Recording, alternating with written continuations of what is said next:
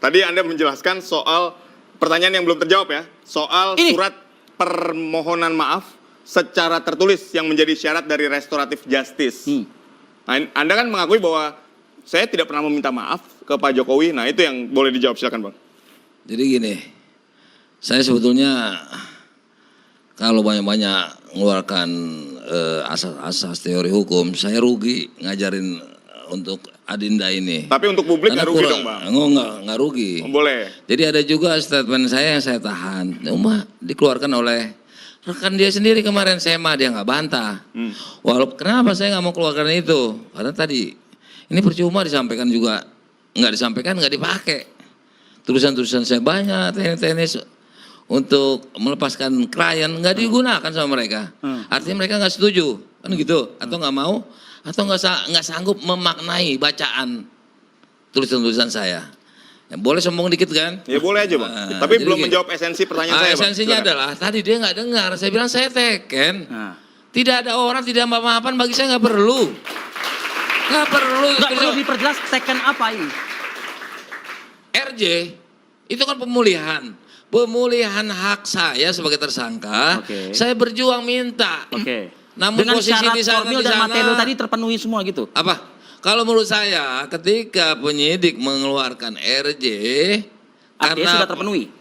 Sudah terpenuhi. Termasuk kalau nggak berani, nggak ada maaf-maafan pakai lisan. Kalau nggak percaya sama saya mau percaya siapa lagi? Kalau tertulis Bang? Yang dia kutip, tanda kutip ya, mereka sebut termul, dia nggak percaya.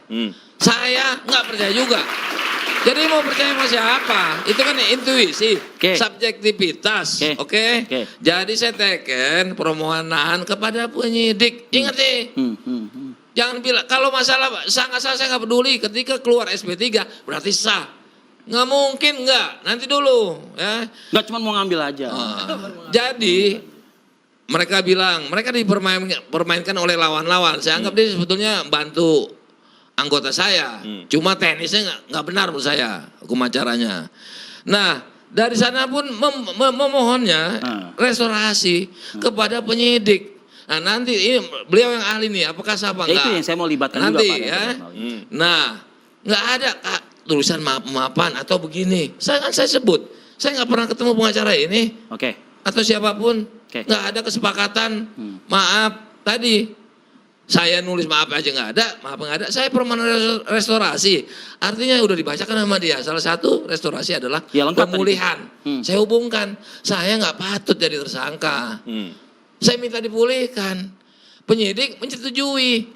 Masalah tempo waktu semua saya nggak terlalu menguasai. Dan saya nggak mau tahu. Tapi kalau saya periksa pasti ada tentang SP3 tersebut. SP3 tersebut adalah salah satunya adalah untuk RJ. Pasti ada. Tadi Prof. Jamin kemudian juga Bang Sangaji sudah memberikan pendapatnya bahwa tetap pada pendiriannya surat SP3 ini cacat material dan formil. Nah Bang Damai, boleh silakan dengan argumentasi hukumnya, silakan. Poin-poinnya langsung Bang Damai. Jadi gini, ketika ini tadi dijeda sih nggak masuk ya, dia bilang nggak bisa. Ya kan, nggak bisa melakukan prapit. Tapi dia umumkan mau Roy Suryo akan mengajukan, itu kan clean-nya.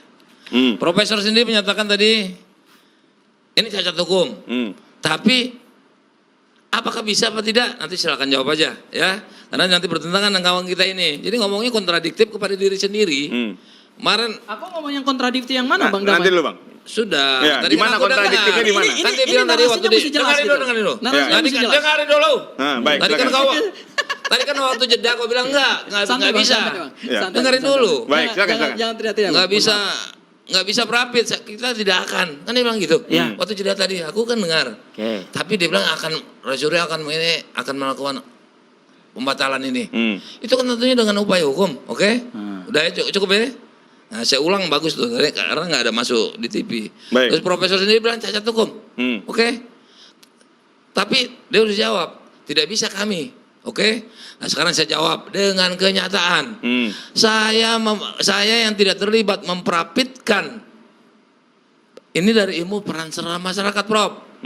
Ya kan? Saya prapitkan Nikita Mirjani dengan kawan karena kasus judi. Ternyata yang lainnya Yang lainnya sudah ada kasasi, ada yang udah bebas penjara, ada yang sedang banding di luar daerah lain. Ini faktual yang saya ceritakan, Bro. Ini peran serta masyarakat. Tadi juga ada yang WA saya akan ini bisa diprapit. Ya saya pelaku, saya bilang bagus, mantap, saya dukung. Adalah seorang kawan rekan. Oke, jadi itu bisa. Nah, penolakannya apa?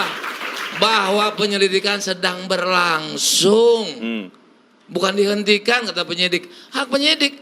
Jadi bukan putusannya, dengerin dulu. Nanti kau nggak dapat nih, aku kasih nih. Jadi bukan putusannya menyatakan tidak berwenang. Nggak ada, Pak. Sedang terus melakukan penggalian penyelidikan. Itu putusan, itu vonisnya. Oke. Nah, sekarang saya tanya sama Profesor. Perkapolri atau Perpol itu lebih tinggi mana? Hierarkisnya daripada undang-undang yang baru, daripada KUHP dan KUHAP. Sebagaimana Pak Haryanto mengatakan nggak ada cantelannya itu sebuah tadi kan kewajiban kalau tidak ada atau belum dibuat? Oke. Kenapa jadi cacat hukum? Oke, silakan Prof. Itu juga perkapnya itu kan tahun 2000 sekian. Oke. Belum lahir undang-undang ini, sekarang juga ternyata belum lahir. Kenapa jadi cacat hukum, Profesor? Hierarkisnya hitungan dari mana, hitungan undang-undang, sehingga ketika perkap nggak ada, undang-undang ini cacat. Pengen tahu jawabannya? Iya. Silakan Prof. Jadi begini, jadi pertama, apalagi maaf belum lengkap, apalagi sudah sepakat bahwa undang-undang tadi Lex Papureo itu berlaku, ya kan? Itu disampaikan dalam undang-undang ini, RJ dulu nggak ada. Kenapa jadi harus yang kemarin? Dan sementara hukumannya adalah yang teringan. Kita udah sepakat kan? Nah, merujuk kemana? Kalau penyelidikan yang kemarin, nggak mungkin kan rancangan KUHP yang dipakai. Kan belum lahir. Begitu, Prof. Makanya saya bilang maaf nih, saya nggak peduli jabatan orang. Yang penting kebenaran yang disampaikan. Terima kasih. Jadi sekali lagi, tadi saya udah jelaskan, tadi contoh-contoh yang Bang Damai sebutkan, itu masa berlakunya ketentuan KUHAP yang lama, hukum acara pidana yang lama. Diperbolehkan, pra-peradilan bisa diperbolehkan kalau KUHAP yang lama. Tapi KUHAP yang baru sekarang sudah dipotong. Saya sebenarnya nggak setuju dengan KUHAP baru ini gitu. KUHAP baru ini. Kenapa nggak setuju? Karena ada pihak ketiga yang berkepentingan yang merasa dirugikan, harusnya dia bisa prapit. Konsisten dan konsekuen kepada ilmu pengetahuan Profesor. Ketika melihat tidak setuju, Profesor harusnya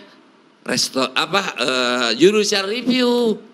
Jadi bukan nggak setuju aja, kami suka judicial review ketika nggak setuju. Silakan Prof. Ya nanti ada Baik. pihak lain, tapi kita menerangkan sebagai ahli, bukan sebagai praktisi. Kalau praktisi mungkin saya mengajukan, tapi kan saya bukan praktisi. Silakan begitu ya. Nah itu yang pertama. Jadi Bapak itu cerita yang lama memang boleh, tapi sekarang cerita yang baru nih, itu tidak diperbolehkan. Maka tadi saya katakan, kalau istilah gugatan pasti itu kan mengarahnya ke keperdataan. Kalau pra-peradilan tidak mempunyai kewenangan yang diatur dalam ketentuan yang baru ini. Begitu. Yang kedua, terkait ini cacat. Kenapa? Dalam setiap produk hukum yang dikeluarkan, ini kan produk hukum. Ini produk hukum namanya. Yang dikeluarkan harus memuat tentang landasan hukum. Landasan hukum berpijak dikeluarkannya suatu kebijakan. Nah itulah yang tadi kami permasalahkan atau saya katakan kenapa disebutkan secara jelas bahwa landasan ini adalah 361 huruf A, tetapi tidak disebutkan 361 huruf A yang hukum acara pidananya yang lama, yang tidak ada aturan RG, berarti dasar apa RG tersebut? Itulah pertanyaannya. Dasar apa RG tersebut dikeluarkan? Kalau tidak ada dasar, seperti gentayangan dong. Dasar apa? Harus ada cantelannya begitu ya? Nah, menurut saya... Artinya Bang Damai, Bang Egy belum mantan ya. Nah, menurut saya, menurut penafsiran hukum saya, ini didasarkan kepada Perpol yang 2021 nomor 8. Tapi tidak dicantumkan di situ. Masalahnya tidak dicantumkan, makanya semua jadi bertanya. Pertanyaan. Ini apa sih? Kita jawab. Spesifik aja Bang Damai. Singkat, waktu kita terbatas sekali. Logika loh. Ketika penyidik harus tunduk kepada undang-undang, KUHAP dan KUHP baru, ya kan? Ada RJ. Kenapa harus dipakai perkap yang belum merujuk? Oh, saya jelasin Gitu loh. lagi, kembali lagi, pelan-pelan saya Jangan jelaskan. dipaksakan. Gini, Ada satu itu sudah- lagi, dikunci nih. Kenapa ketika tidak ada, kenapa harus profesor paksa dengan Tadi kan Bukan, sudah bukan dijelaskan dipaksa. oleh profesor. Karena Saya 2 ngerti. Januari tadi, baik. Kita artinya- tidak perlu mengulang yang sudah Bu- dijelaskan. Bukan, nggak maksa. Artinya kenapa ketika tidak ada, kenapa harus profesor paksa dengan Tadi kan Bukan, sudah bukan dijelaskan dipaksa. oleh profesor. Karena Saya 2 ngerti. Januari tadi, baik. Kita artinya- tidak perlu mengulang yang sudah Bu- dijelaskan. Bukan, nggak maksa. Artinya kenapa menyebutkan itu ketika kita sudah sampaikan perkapnya belum ada untuk merujuk 2024 KUHP Menkuhap. Itu kita udah jawab kan. Apakah tidak Pak itu undang-undang ini nggak berlaku? Kalau menurut profesor nggak berlaku, tolong suruh muridnya RJ. Oke, kami sudah mendapatkan poinnya. Sekarang saya bertanya, kalian tinggalkan Bang Egy, ya? Kalian tinggalkan Bang Egy. Kemudian Bang Egy berupaya dengan dirinya sendiri, dengan kecerdasan dan kepintaran Bang Egy, ya, mencari langkah restorasi justice dengan prosedur dan proses. Karena ingat ya, hidup ini adalah proses. Semua langkah-langkah kita harus melalui proses, ya.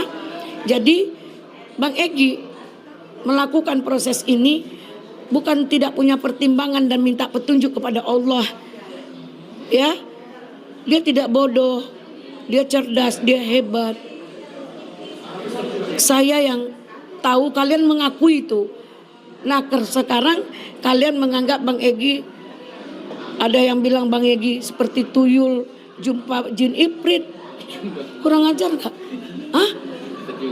Ada yang bilang pencundang dan pengkhianat. Gila enggak? Hah? Dibeli oleh Solo pejuang menjadi pengkhianat. Yang pejuang pengkhianat siapa? Saat ini Bang Egy masih pejuang. Ya. Kita berjuang jangan konyol. Saat ini banyak pertimbangan hukum yang harus kita lakukan. Tapi kan banyak cara lagi kita buat narasi lain untuk mencari kebenaran. Apakah setelah kalian di penjara terus baru kalian buat narasi? Apa gunanya? Keluar kalian dari lingkaran setan ini. Kemudian buatlah narasi apa yang harus kalian lakukan. Kan bisa gugatan, bisa yang lain. Kita membersamai kok. Yakinlah. Tapi jangan kalian anggar jago dan so hebat.